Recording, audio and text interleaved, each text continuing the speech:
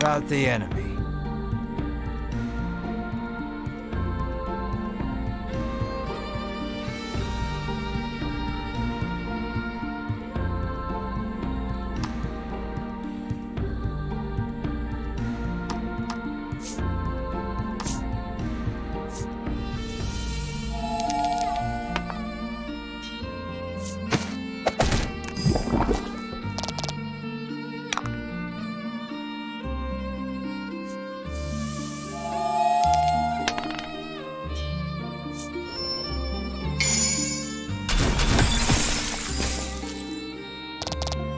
Nice work.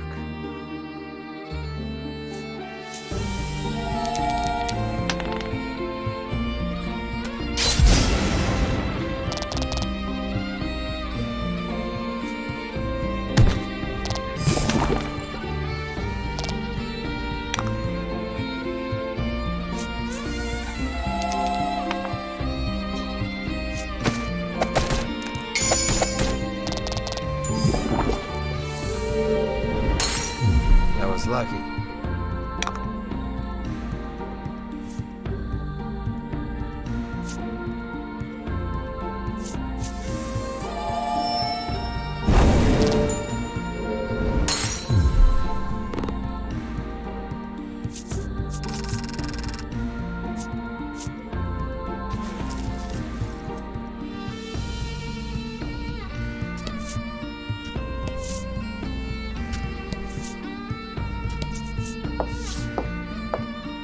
You take the lead, taking in the island's scenery.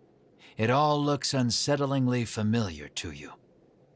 A white-hot streak of pain shoots through your head, feeling as though your skull will split in two. You grab your head as if holding it together and drop to your knees. The searing pain erases any hope of recalling the memory that felt primed to return to you.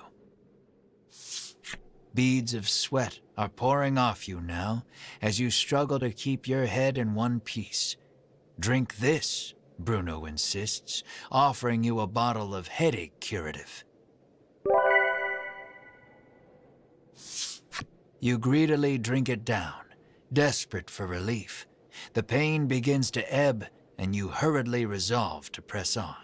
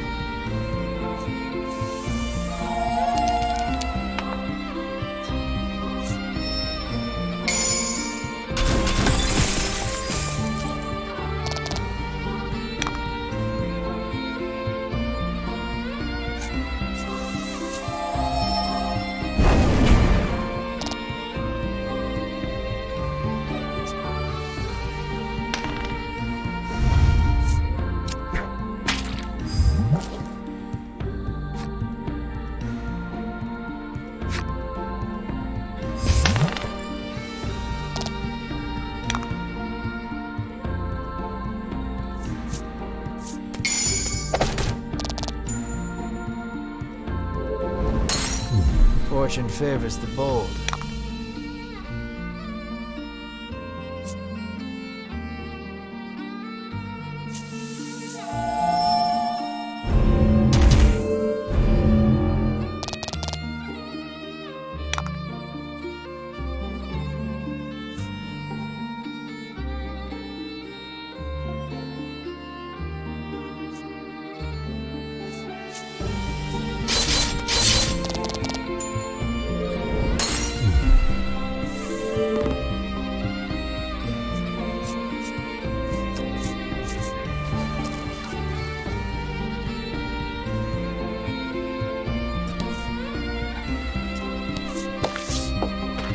After a time, you happen upon a village.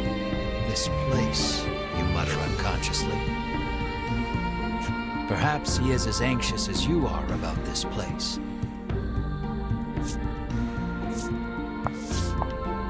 You two okay? Melanie asks. You open your mouth to reply. Only to notice the ambush a moment too late. Repel the monster attack.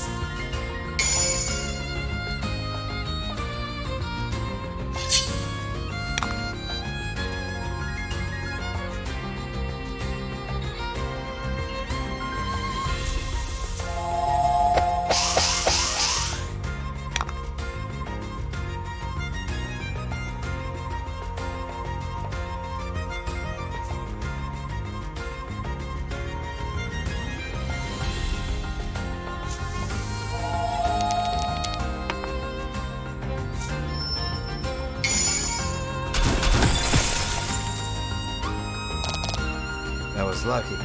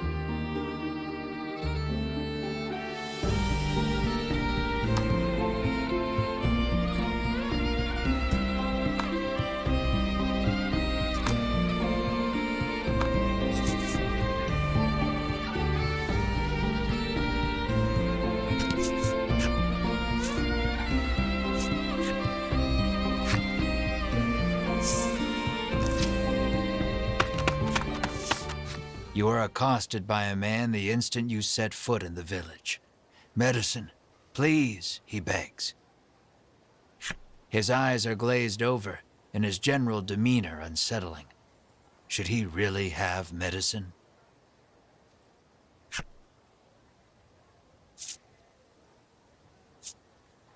You start to refuse, only to see Melanie's arm reach past you, medicine in hand.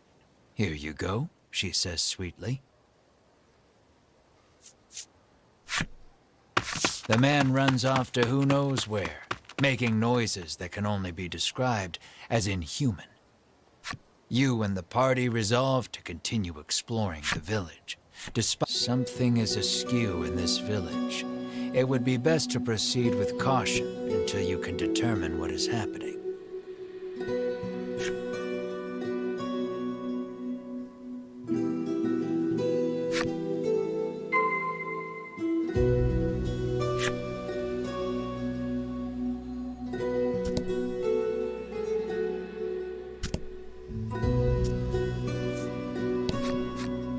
Glares at you, clutching tight to countless medicine bottles in his hands. He insists that they all belong to him and refuses to share them with anyone.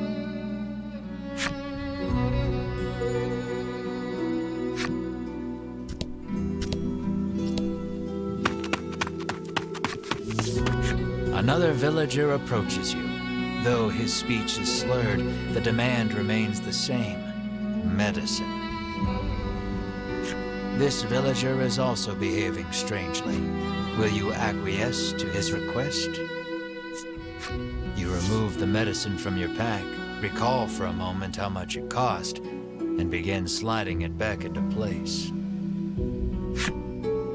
In the blink of an eye, the villager snatches up the medicine bottle and darts out of view. Something's not right in this village, Bruno mutters, clearly worried. You hear a panicked cry up the road. "Stay with me. Focus on me."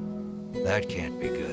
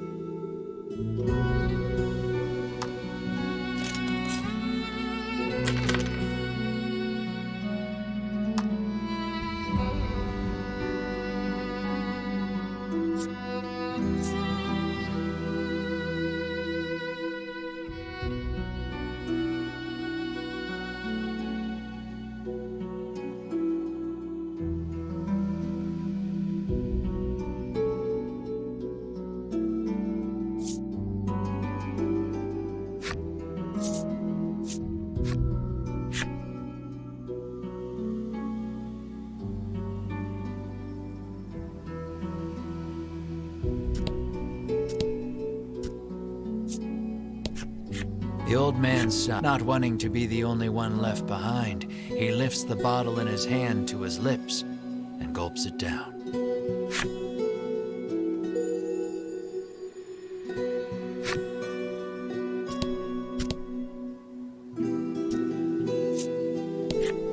You ask the villager about the dragon.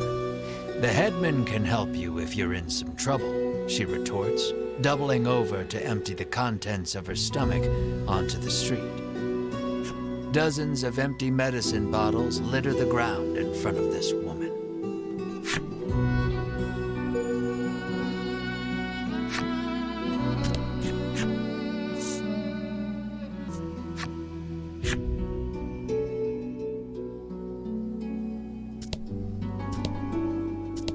There isn't a soul about.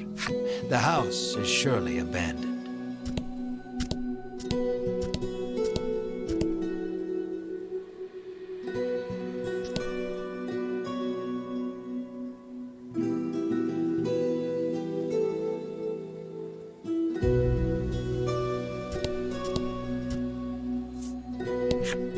This cursed island is separated from the rest of the world, she mutters from the ground.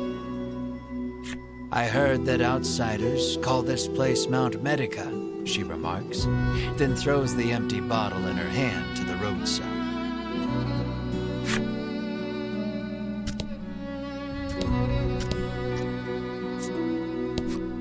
You hail the villager, only to receive a blunt.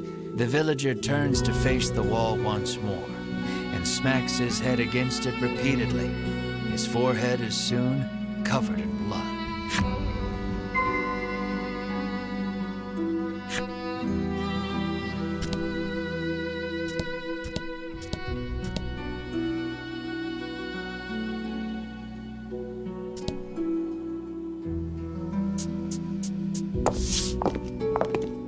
You arrive on the scene to find a man collapsed in the street, convulsing. Another man kneels over him in an apparent attempt to provide comfort and care.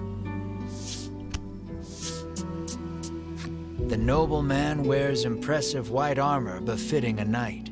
He continues talking to the fallen man as he provides emergency care. Seeing the knight's devotion makes you feel a bit like a putz for doing nothing.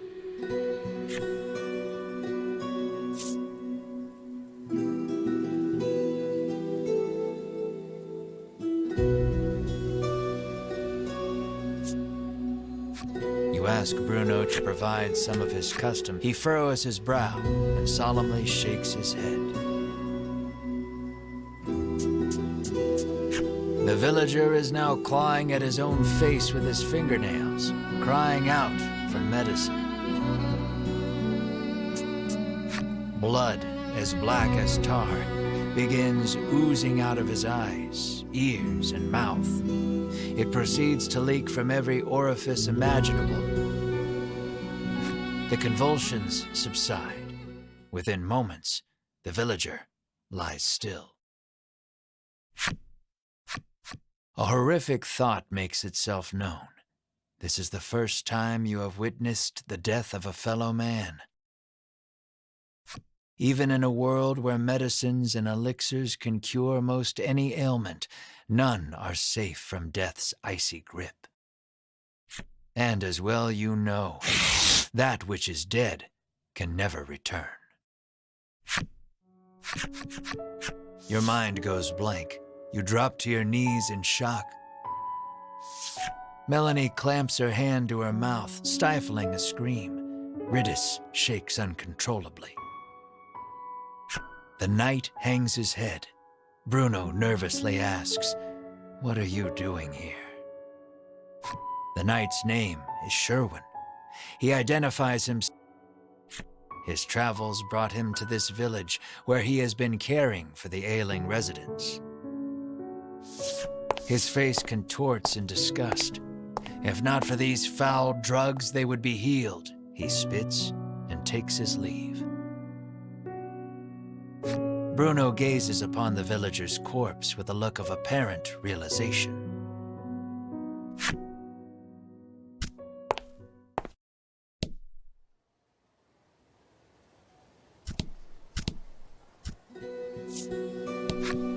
You had best get out of here quick, she cautions you. If you stay here, then you too will, she begins, then suddenly starts cackling.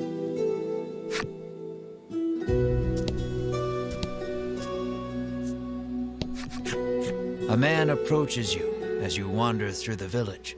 Spare a bit of medicine, he asks genially. He sets about convincing you that your kindness will be returned tenfold if you just give him a little from your pack. His silver, you reach for a bottle of medicine, completely taken in by his pitch. Bruno stills your hand. I really shouldn't, you yelp over your shoulder, already walking away at a brisk pace.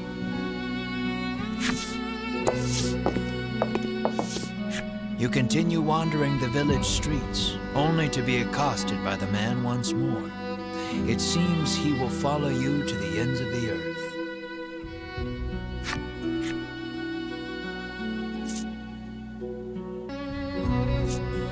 Why do you want it so badly, you ask? He first came in contact with it as a child. His parents made him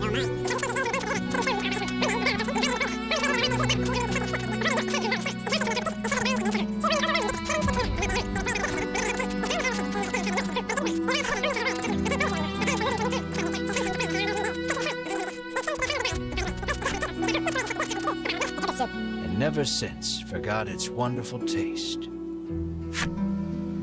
You are fully invested in this story, and I've heard better sob stories, Melanie says dryly. Bruno thinks you'd better not, but you're not so sure. You heed Bruno's warning and return the medicine to your pack. The man's shoulders droop, and he shuffles off out of sight. He appears to have dropped something peculiar in his haste.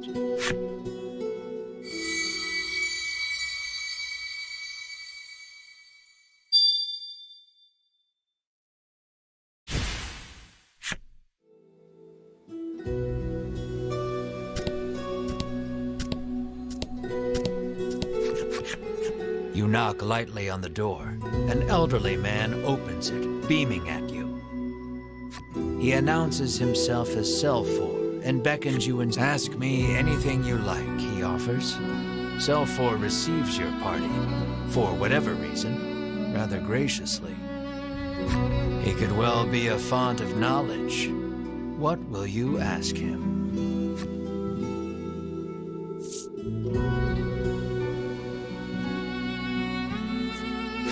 You ask if he has seen the dragon. Why, yes, he says. He returned to this island just the other day. Oh, but don't worry, he continues. He hasn't caused us too much trouble. Needless to say, this does not comport with your understanding of the dragon. You notice Melanie lift an eyebrow at his use of the word returned. At any rate, the dragon's presence on the island is confirmed. You quietly celebrate the first credible lead you've yet received.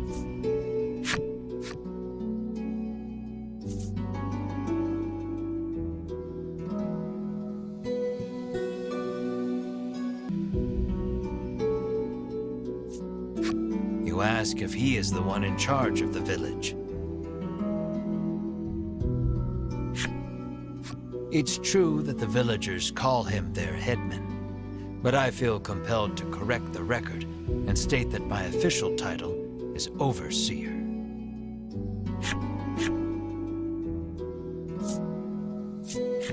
You make mention of the village's eccentricities. Selfor informs you that the island indeed suffers from an extreme shortage of medicine. He apologizes for the villagers' incivility. Consider it the price to pay for making the world a better place, he adds nonsensically. Your questions satisfactorily answered, you thank Selfor and turn to leave. He asks you to stop. We have yet to discuss the terms of your living here, he declares.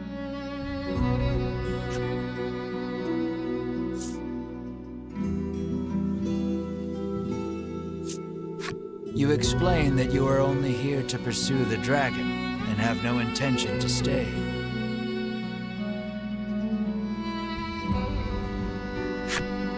Selfor begs your forgiveness for thinking you were newcomers.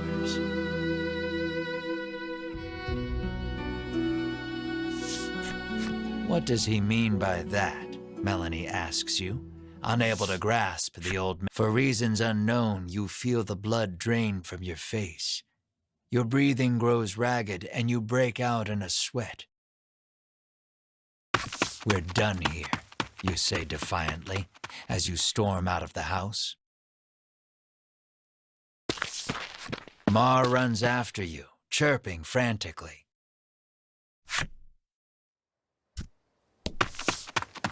Melanie and the others give chase, but you and Mar are well out of sight by the time they make it outside.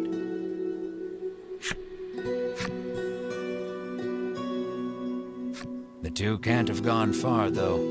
It may be best to first search the village.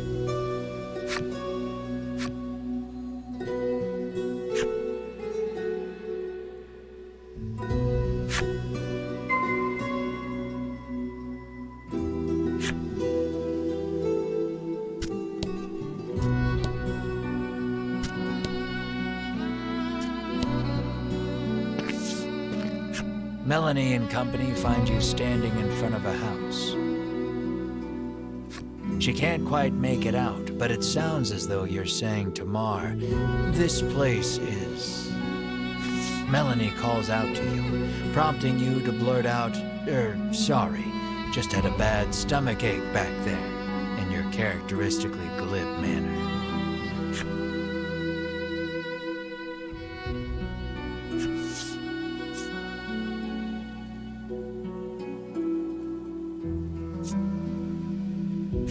She surveys you both and sees two haggard travelers, unwilling to admit they're in need. "Are you sure you're all right?" she asks, concerned. "Fine, absolutely fine," you tell her, perhaps too eagerly. "So you were worried about me," you shoot back. "No, I wasn't," she replies, her face reddening.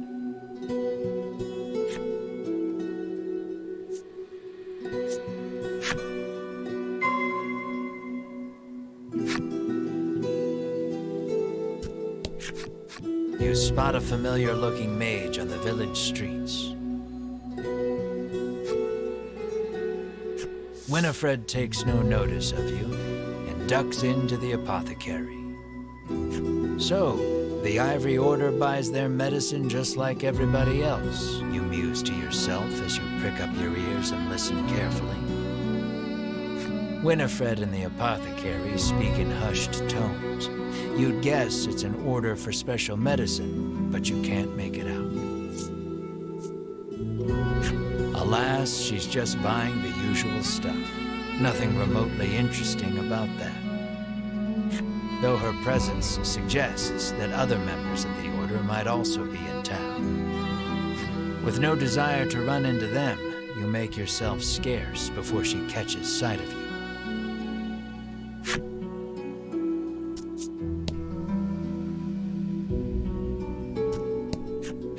"You must fancy yourself quite the eccentric. Stay if you want to stay," the innkeeper continues, utterly disinterested in even attempting to sell you on a room.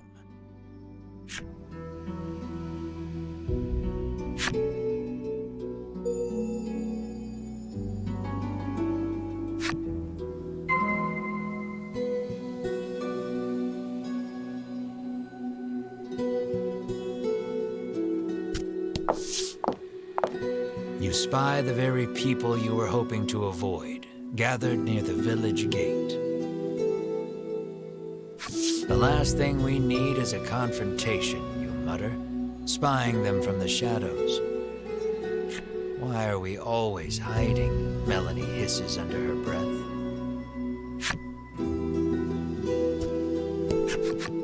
Two members of the Order are speaking with Sherwin. Given how deferential they appear to be acting toward him, you hazard a guess that he's their superior. Have you determined the dragon's location? Sherwin asks. Hedwin launches into his report. The dragon appears to be occupying the volcano. I suggest we move to capture him immediately, he counsels. Now who should appear but Winifred, fresh from her shopping excursion. Preparations for our journey into the volcano are complete, she reports, handing Sherwin a bottle of something. Splendid. Sherwin walks off and out of sight, the other three following close behind.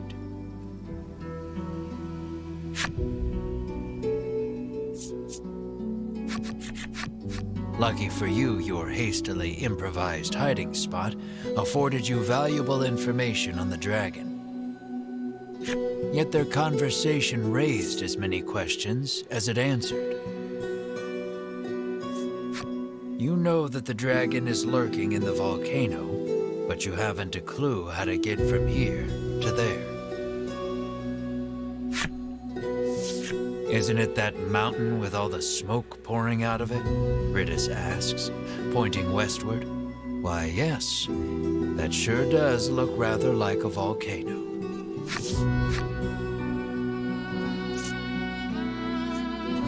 The medicine bottle Sherwin received is probably related to their journey into the volcano somehow.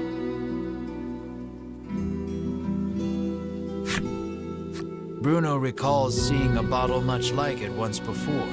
He says it contains flash freeze, which can chill most anything. Maybe that's what Winifred bought at the apothecary, Bruno continues.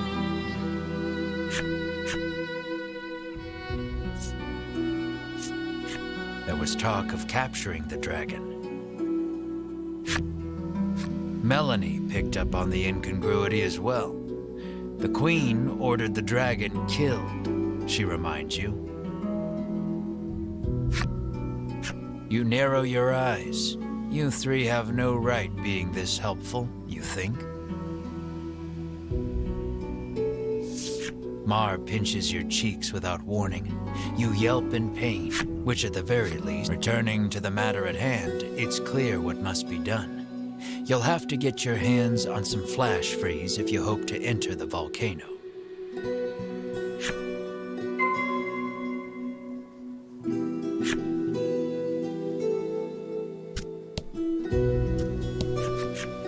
Happen to have any flash freeze for sale? You cheerily ask the apothecary.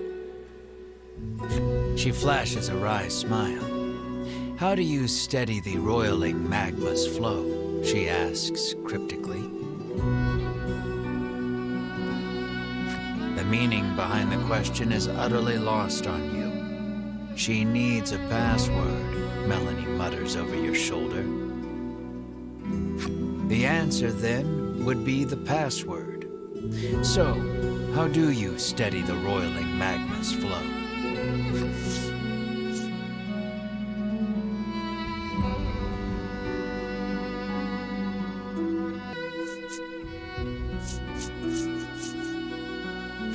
The old woman rolls her eyes, suddenly looking defeated. How did you know the answer? Did someone tell you? She mutters bitterly.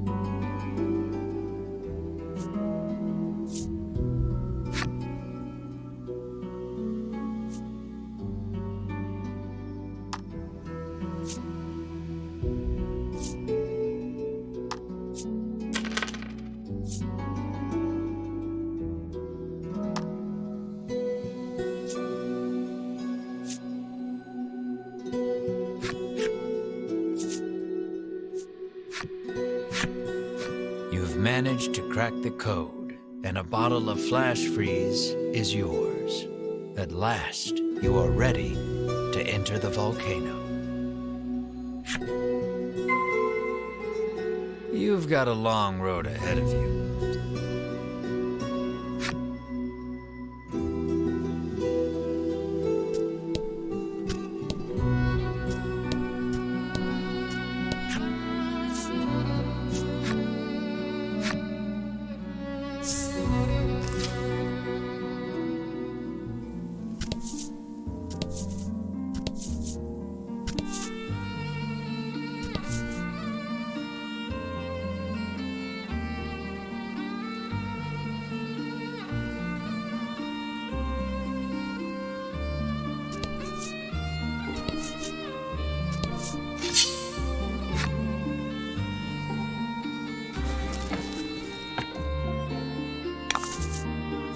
About the enemy.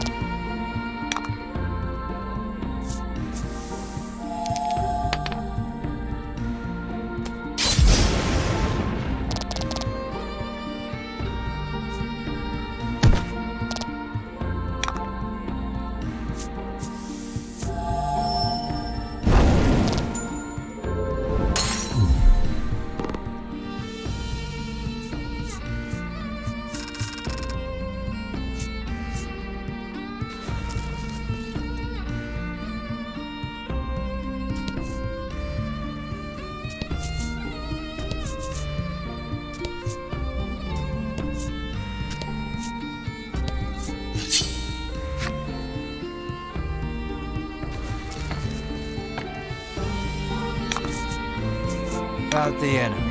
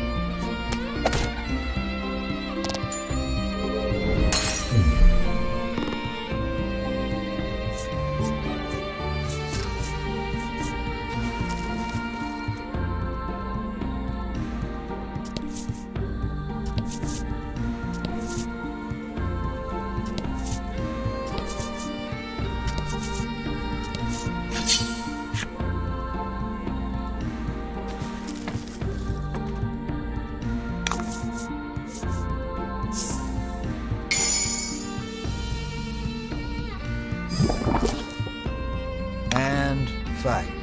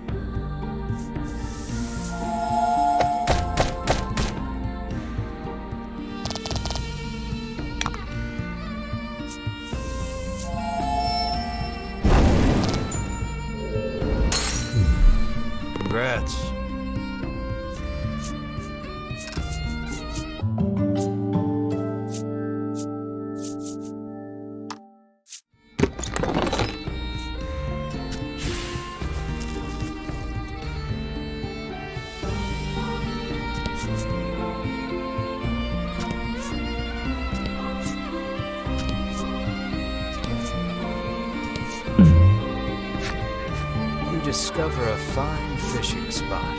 Some bows perfect for fishing rods. You decide to fish a while with your companions. You craft it. As you wait for a bite, all your companions' rod, you decide to put your unresponsive rod down and help someone else with theirs. The water's surface undulates violently.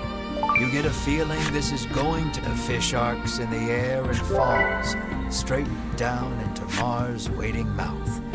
What a satisfied look.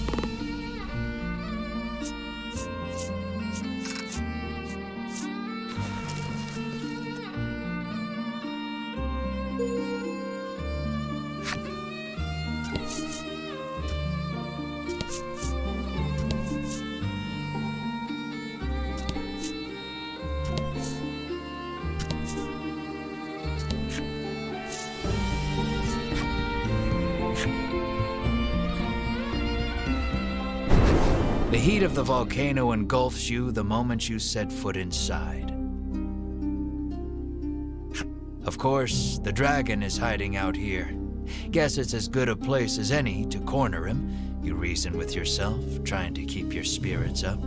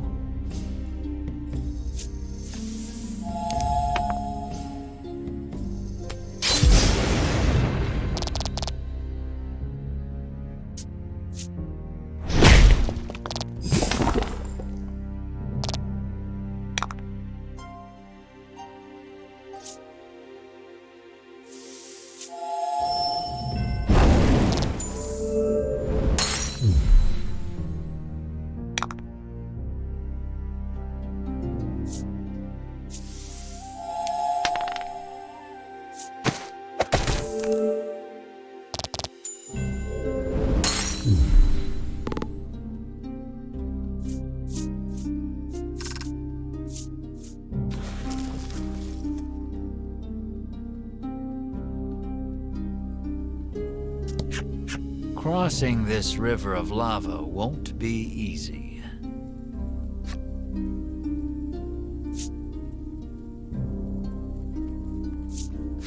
Here's how you cross a lava river. Bam! You open the bottle of flash freeze and pour some into the raging river of lava. The lava instantly hardens, forming a bridge of rock.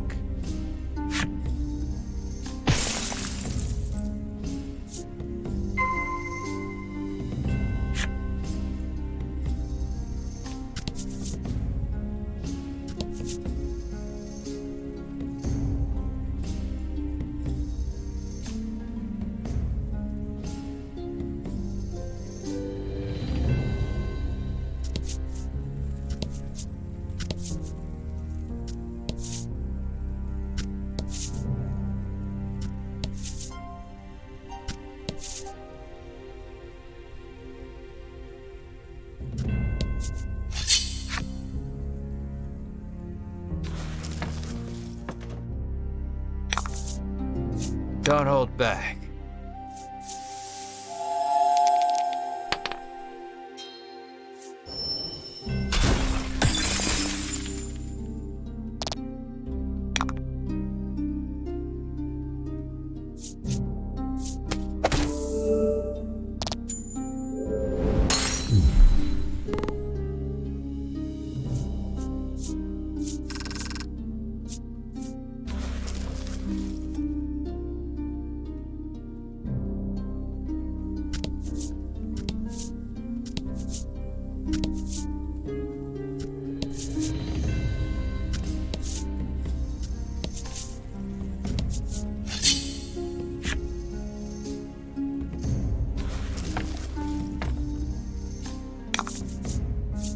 And fight.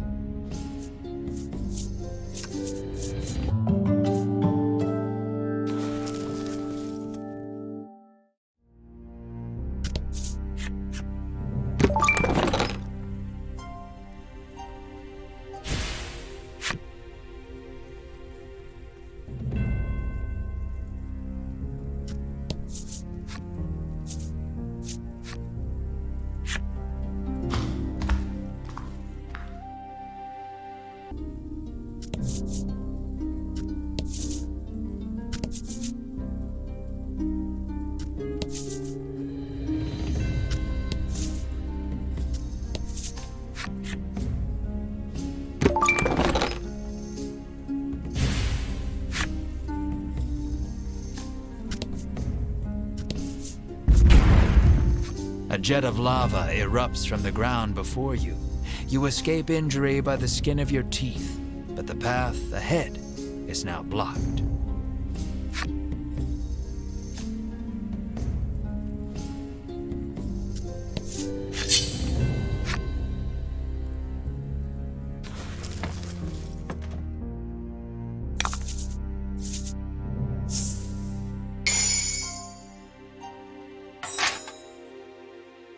And fight.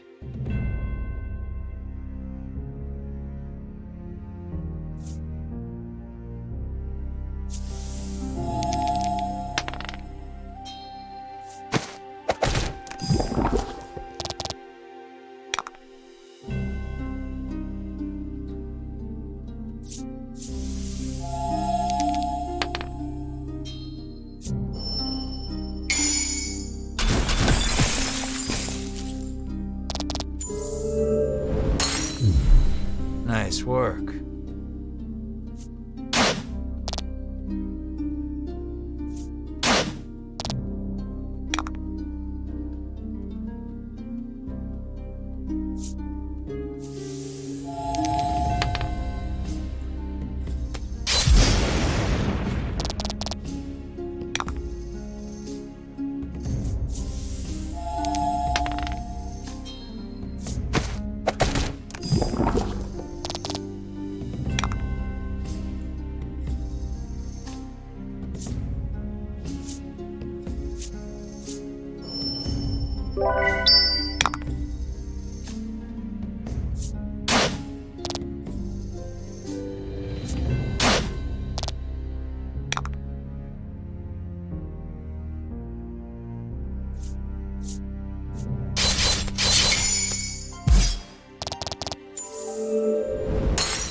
Excellent.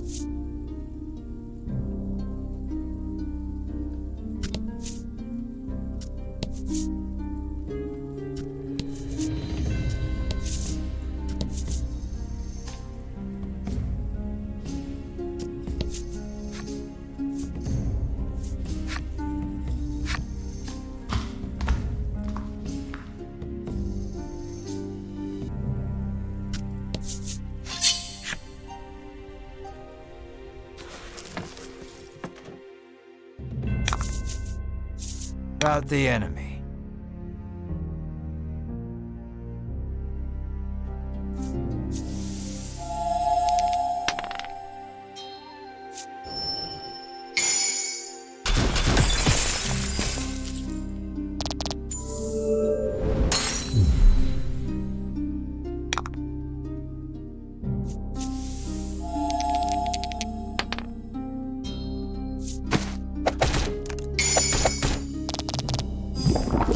Nice work.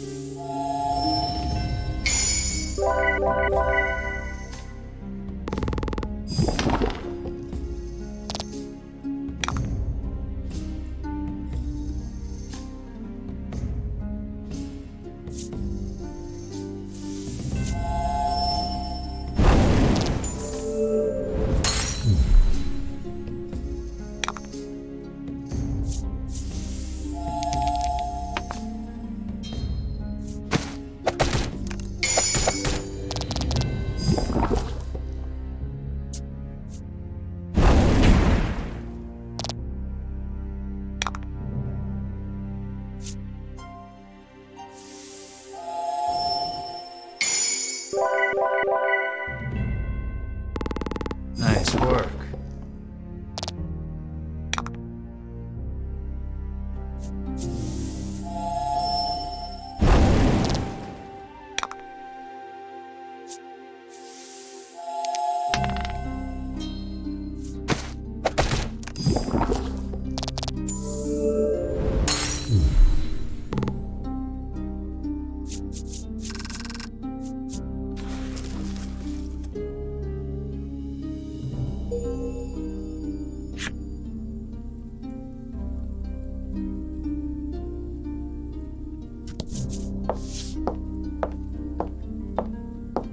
You can't help but chant, "It's hot, so hot," every couple of steps, as if conjuring a spell.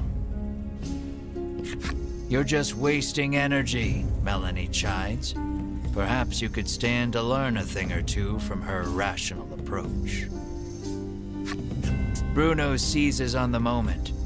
"Yeah, this isn't even worth whining over," he says, flexing at you. "It is way too hot for this," Melanie screams, forgetting her own advice.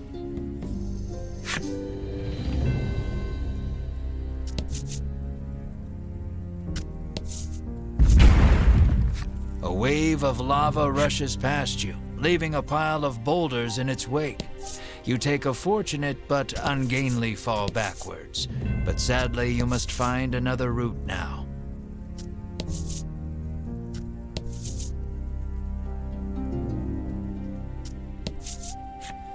Just as you're about to faint from the oppressive heat, a heroic voice calls out to you. You turn and watch with wide eyes as beads of sweat glisten over his muscular body, only snapping out of your reverie when he asks if you're okay. According to the man, conditions will only worsen from here on out. He offers to lend you a comfy sleeping mat and blanket to rest with before continuing your journey.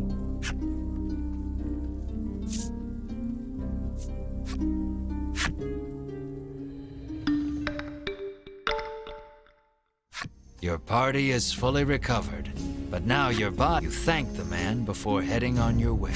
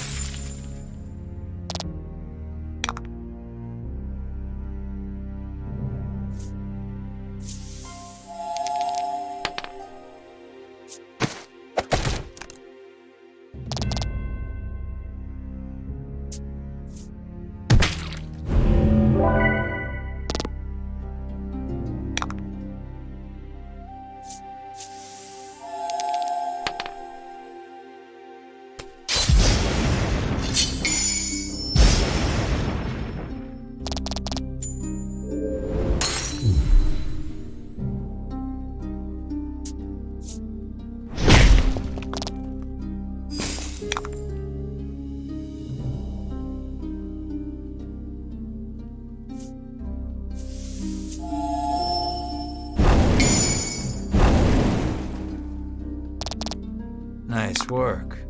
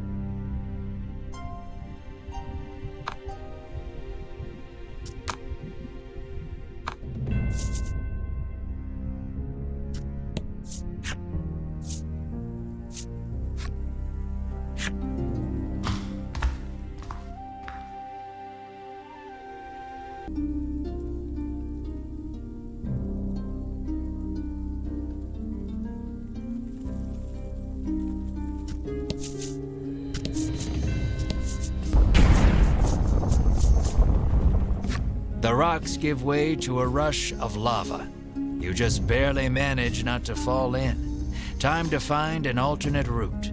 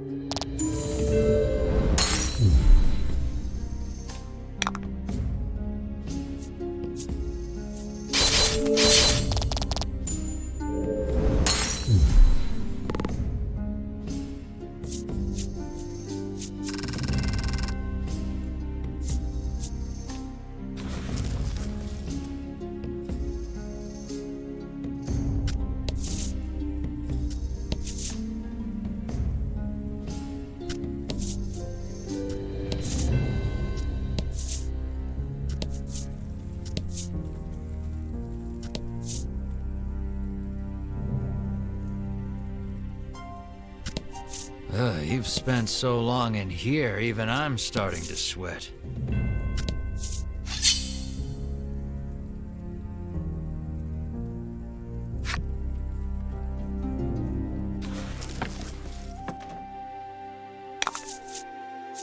Let's do this.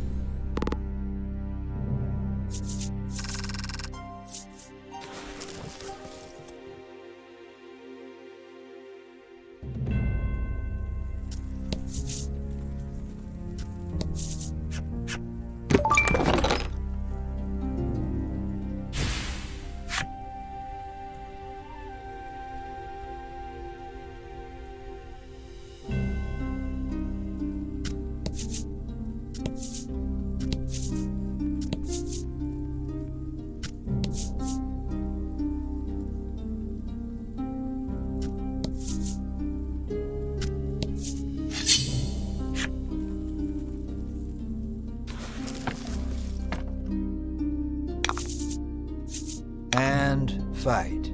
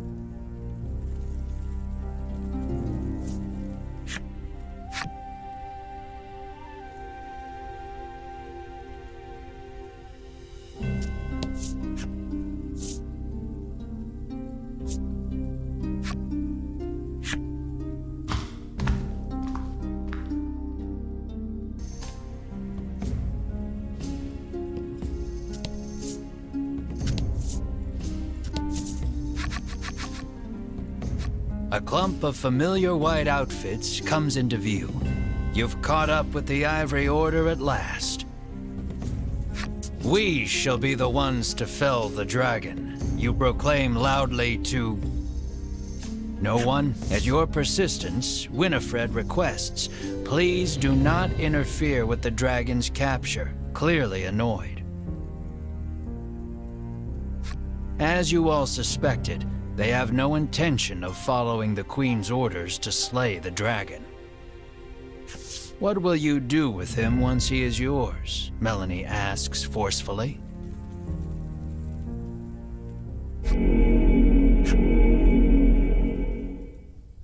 But her answer shall have to wait. The lava bubbles and swirls as monsters leap out onto the rock before you.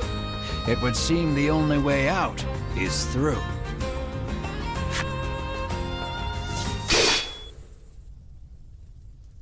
In a flash, Sherwin's blade cleaves one in two. Clearly, he has earned his rank within the Order.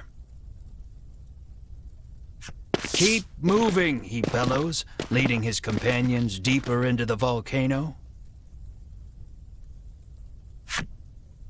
The remaining monster turns toward you, eager to avenge its fallen friend. There shall be no avoiding this battle. Don't hold back.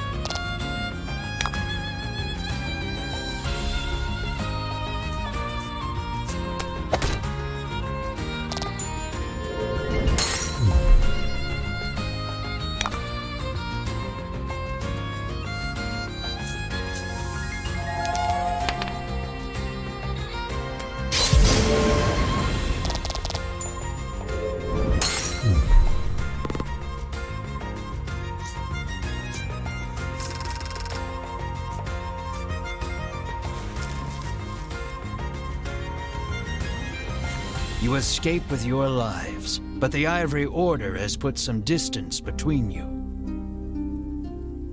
All your efforts will be for naught if they reach the dragon before you do. You hurry the party onward.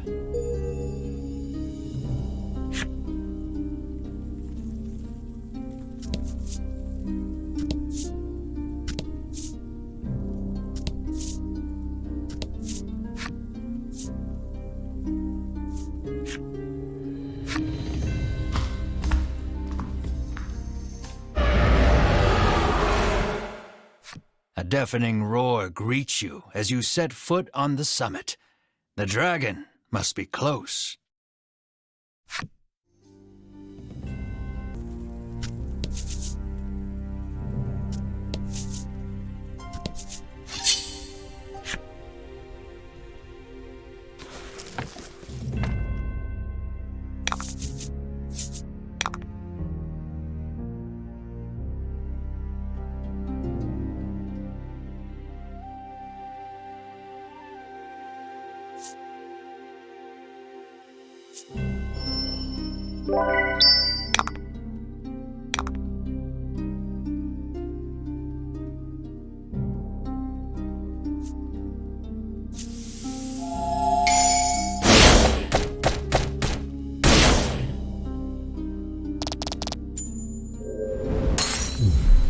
Fortune favors the bold.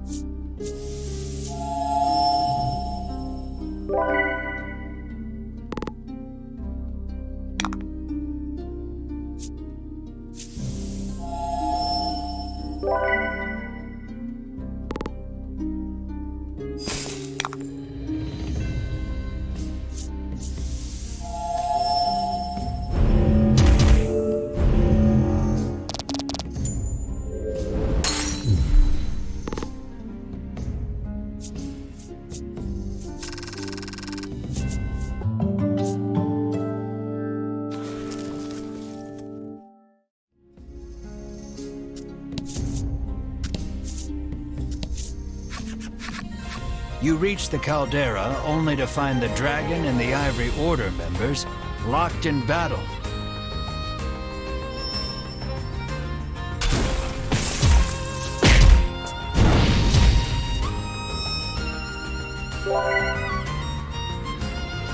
Their teamwork is impeccable. With each strike, they drive the dragon further back. Vince is doing everything he can to protect the dragon, but nothing can slow Sherwin and company's advance. The Ivory Order approaches the dragon, quite sure of their victory. They shall have their quarry at this rate.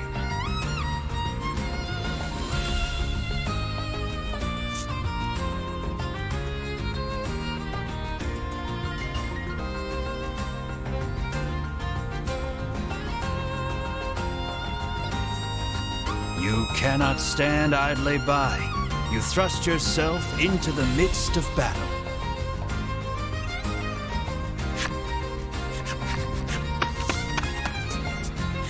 We'll be the ones to collect the bounty on the dragon's head, you yell.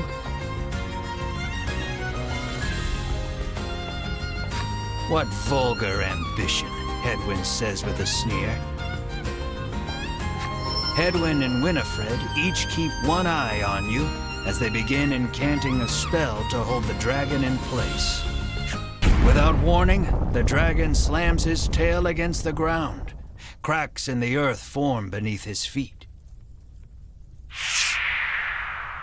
The rock beneath the Ivory Order gives way, sending them tumbling down below. You surmise the fall wasn't far enough to kill them, but they won't make it back here anytime soon. The dragon spreads his wings and flies towards the caldera. This may be your only chance to slay him without the Ivory Order interfering.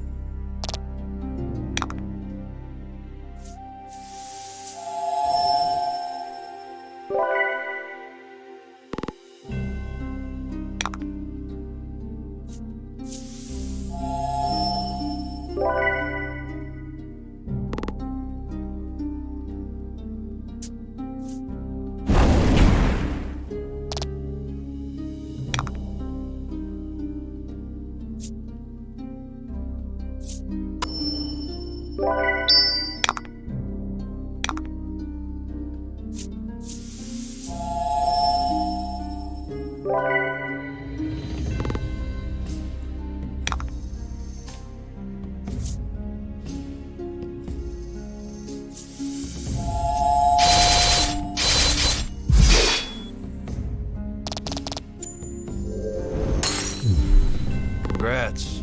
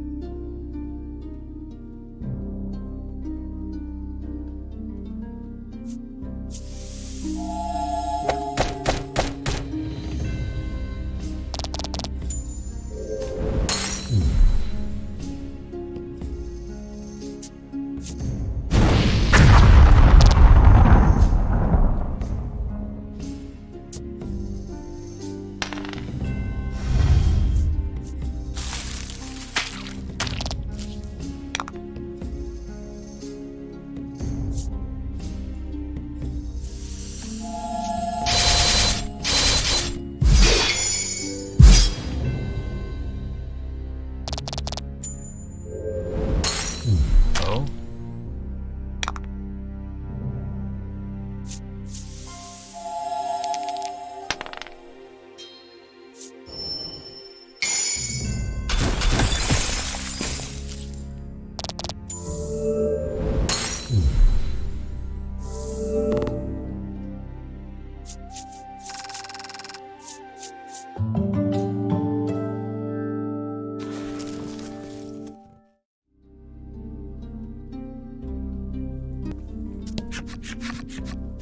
The dragon sits perched on the edge of the caldera.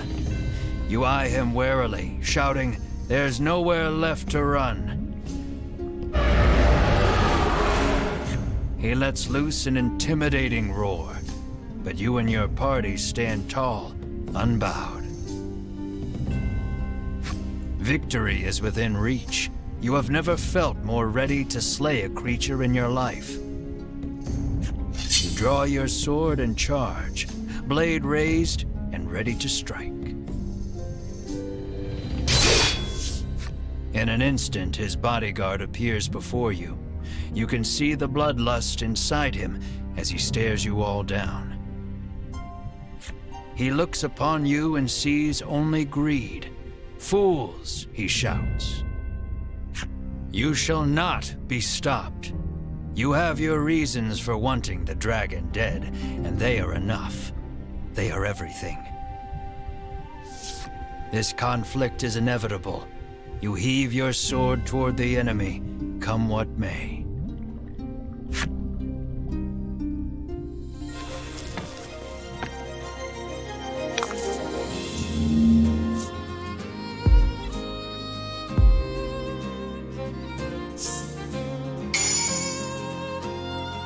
You can do this.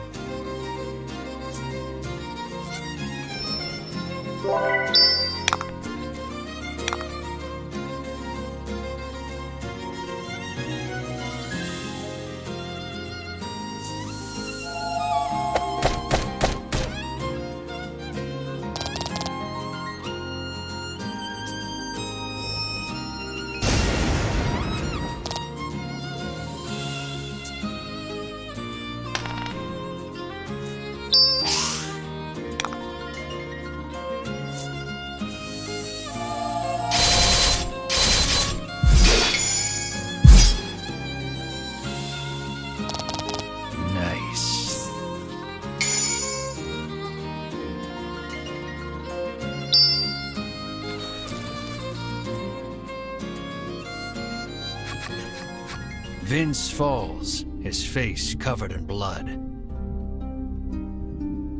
Why would you give your life to protect the dragon? Melanie asks sharply. Asks the one who has forsaken her own. What would you know of loyalty? Vince roars, consumed with rage. He begins chanting, no doubt preparing to cast a spell.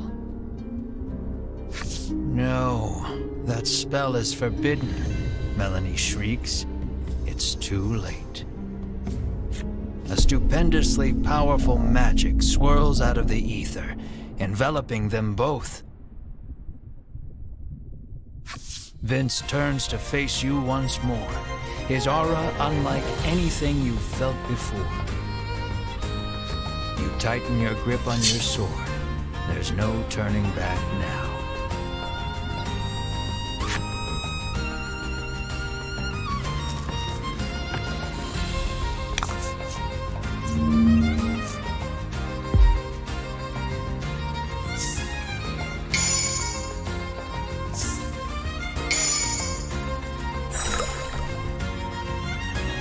Vince adopts a sweeping stance between you and the dragon. You'll have to deal with him first if you hope to attack your quarry.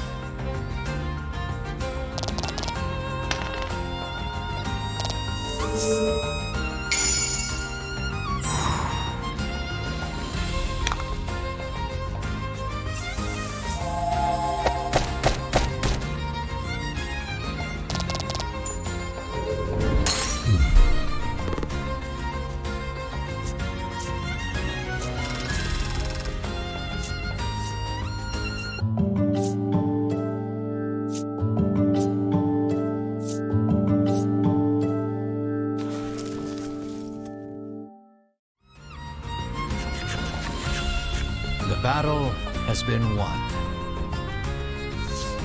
Tears stream down Vince's face. You watch him out of the corner of your eye as you turn your attention toward the dragon. Vince, undeterred by the wounds that now cover his body. Enough! The dragon speaks. He declares that he wishes to see further harm befall none. Then you ought not to have brought harm upon us, you shout, listing off the horrors you have heard on your journey. Vince, filled with righteous indignation, denounces each and every one as a lie. The dragon admits that your prowess in battle and willingness to pursue him the world over have earned you the right to hear the truth about this world. The dragon claims he shares a special bond with the medicine that helps people the world over.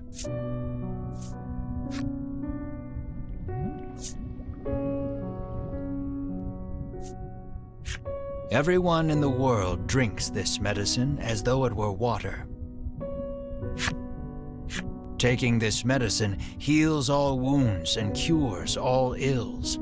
It is a crutch that humanity can no longer live without. The primary ingredient in this medicine is dragon tear.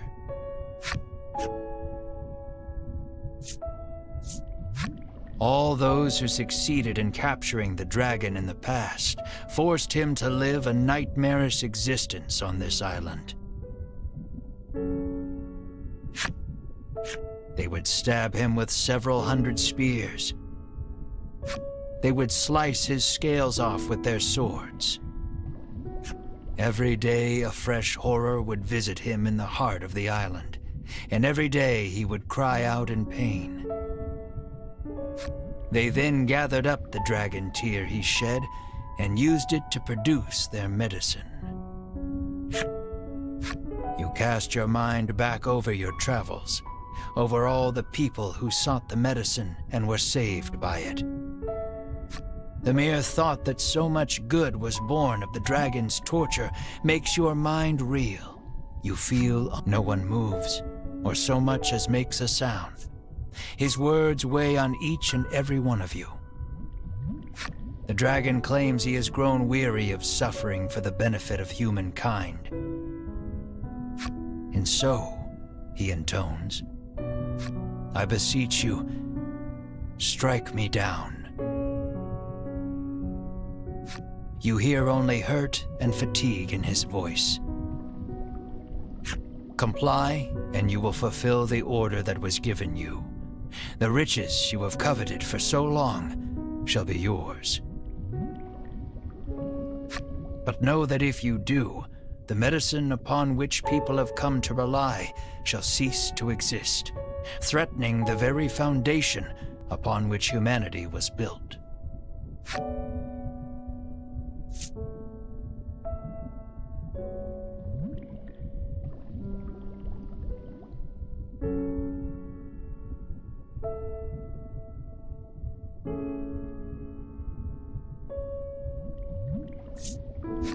Now, knowing the tragic reality, you cannot kill this creature.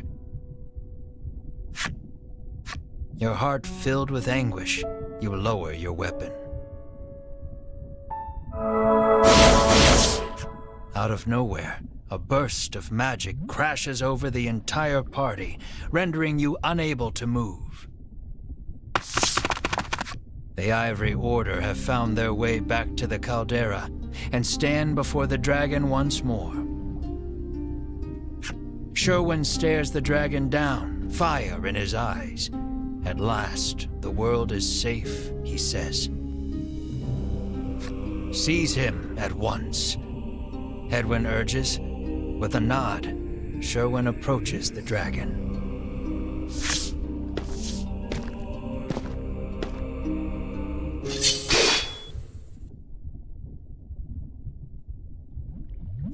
In one motion, Sherwin unsheathes his sword and cleaves the dragon in two.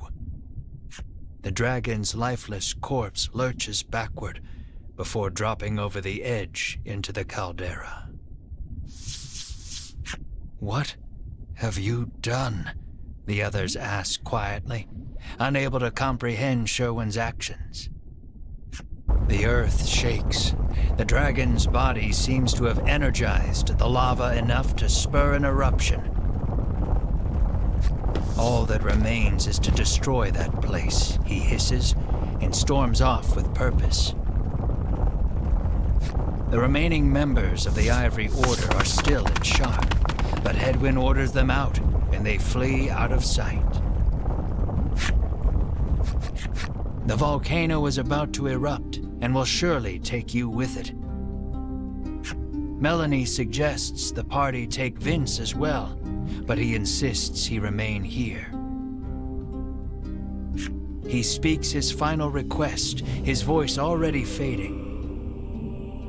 Dragon Tear is more powerful than you can imagine, he says, his voice weak and raspy. It could end this world. You mustn't let them use it. Stop them at all costs. Use the forbidden magic if you have to, Melanie. Vince's final pronouncement echoing in your head, you race to catch up to the Ivory Order. The eruption is imminent. The earlier tremors collapsed the passage you took to reach the caldera.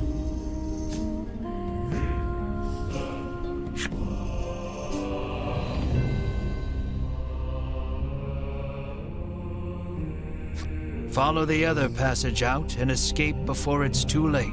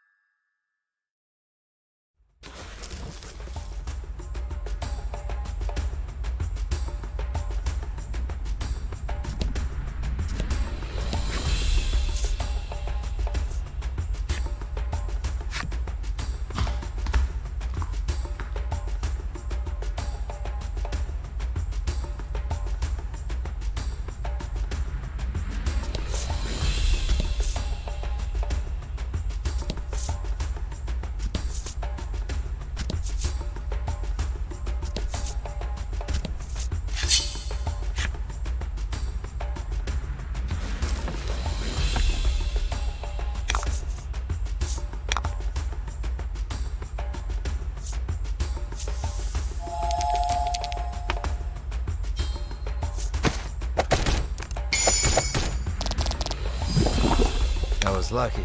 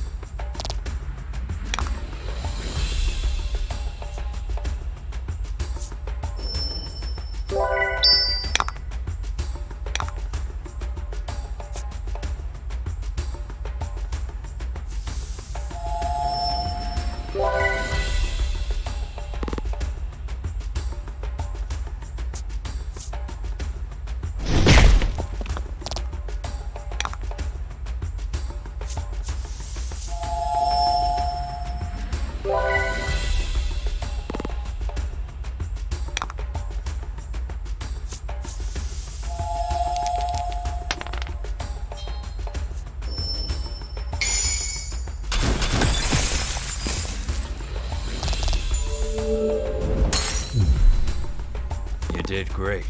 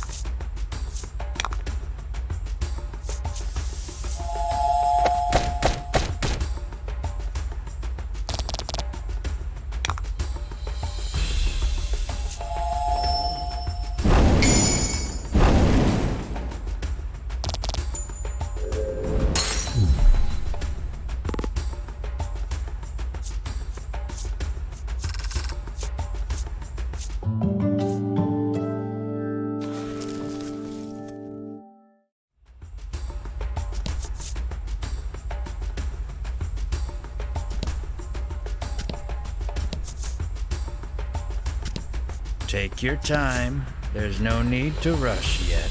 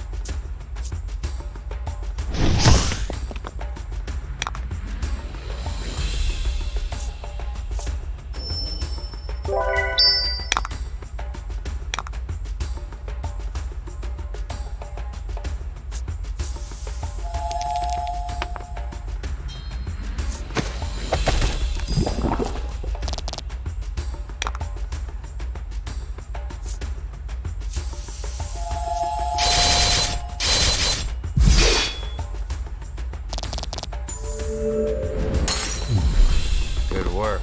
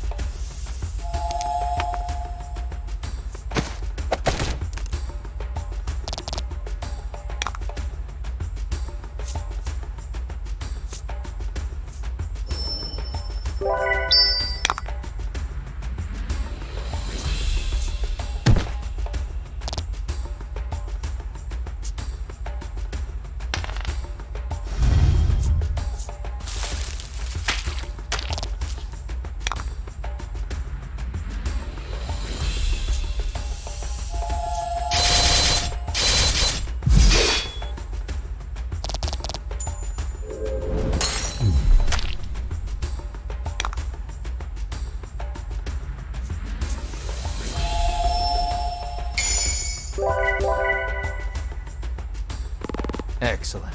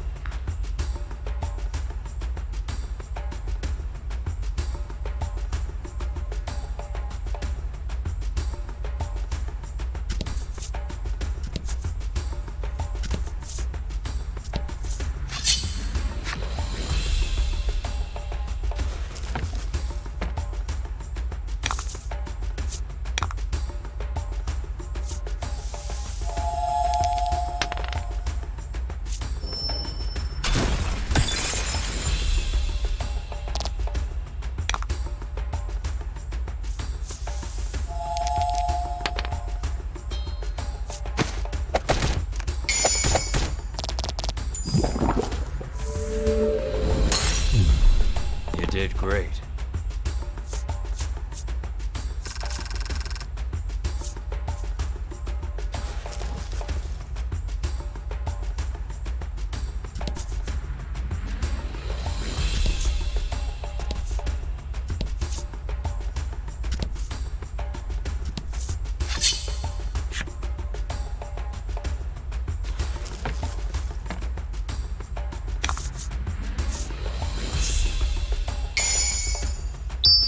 Let's do this.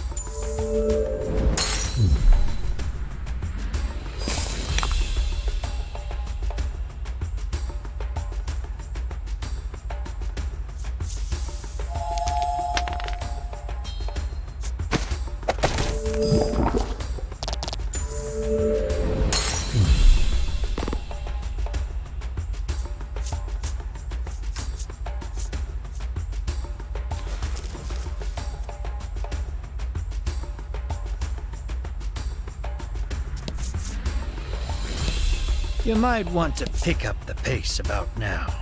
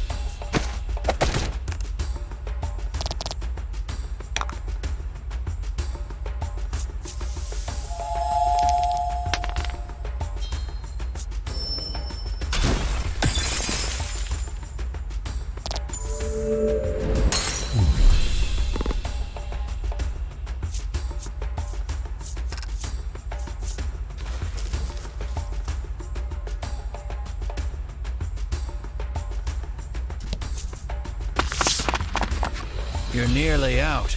The relief of knowing you may yet outrun the encroaching lava is immense. And short-lived, as monsters burst forth from the lava, blocking your escape.